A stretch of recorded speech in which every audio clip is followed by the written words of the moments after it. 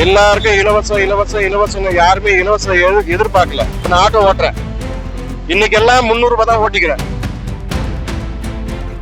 இந்த 300 ரூபாயில டீசல் போடுவனா இல்ல வீட்டுக்கு செலவு பண்ணுவனா என் பசங்க படிக்கிறாங்க பாக்குறாங்க. பஸ் இலவசம் இலவசம் இலவசம் இலவச பஸ் தேவையே இல்லை.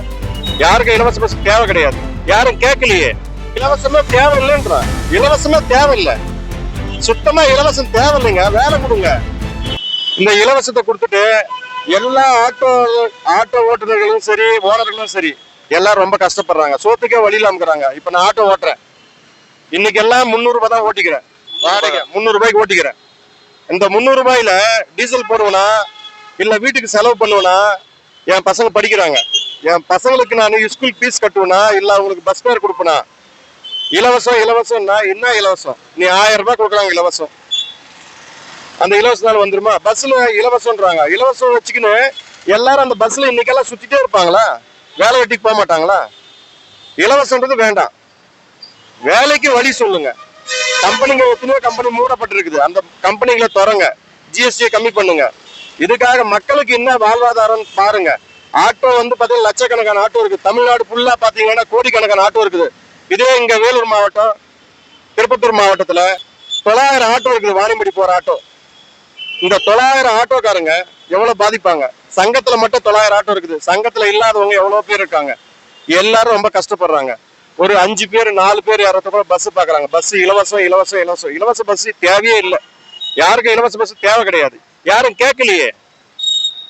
இலவச பஸ் கேட்கல, அவங்க பணத்தை எதிர்பார்க்கல, யாரும் வந்து பிச்சை எடுக்கல. பிச்சைக்கார நாடு கிடையாது தமிழ்நாடு. இந்த திட்டத்துல ரொம்ப பாதிப்படுறீங்க நீங்க. பாதிப்படைகிறோம், நாங்க எல்லாரும் பாதிப்படைகிறோம். ஆட்டோக்காரங்க எல்லாருக்காகவும் பேசுறேன் நானு. எல்லாருமே சொல்றதுதான், எல்லா ஆட்டோக்காரங்களுக்கும் சொல்றேன். அவங்களும் எங்களுக்கு பேசுறோம், நாங்க எல்லாம் கலந்து பேசுறோம். அவங்களும் சொல்றாங்க, வருத்தப்படுறோம், வேதனைப்படுறோம். ஒரு இலவச பேருந்து திட்டத்தை மட்டும் தான் தவிர்க்கிறீங்க, இலவசத்தை மொத்தமா தவிர்க்கிறீங்க. இலவசமா தேவையில்லைன்றான், இலவசமா தேவையில்லை, சுத்தமா இலவசம் தேவையில்லைங்க. வேலை கொடுங்க. எல்லாரும் இப்ப 1000 ரூபாய் கொடுக்குறீங்க இலவசமா. அந்த இலவசத்துல ஒரு நாளைக்கு 33 ரூபாய் ஒரு ஆள் சாப்பிடலாம், காலை வேலை மட்டும். அவங்க வீட்டுல இருக்கிறவங்க எல்லாம் என்னத்த சாப்பிடுவாங்க? 33 ரூபாய் எனக்கு புரியல அப்படின்ட்டு. ஒரு நாளைக்கு 33 ரூபாய், ஒரு மாசத்துக்கு 1000 ரூபாய். இந்த 1000 ரூபாய் வச்சுட்டு ஒரு குடும்பம் நடத்த முடியுமா இலவசத்தினால? எத்தனை விளையாட்டங்கள், அரிசி பருப்பு எல்லாமே விலையா இருக்குது, எல்லாமே விலைவாசி தான். எதை வச்சு அந்த 1000 ரூபாயில ஓட முடியும்? இலவசம், ஆணுக்கும் பெண்ணுக்கும் இலவசம்ன்றாங்க.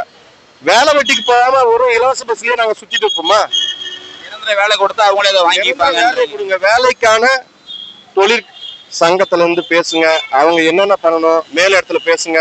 தொழிற்சாலைகளை உருவாக்குங்க தமிழ்நாட்டுல. ஏன் எல்லா நாட்டிலயும் நல்லா செல்வாக்கா இருக்கிறாங்க, தொழிற்சங்கங்கள் எல்லாம் நல்லா தான் இருக்குது. ஆனா ஆட்டோக்காரங்க ரொம்ப பாதிப்படைஞ்சிருக்காங்க, ஆட்டோக்காரங்க ரொம்ப கஷ்டத்துல இருக்கிறாங்க.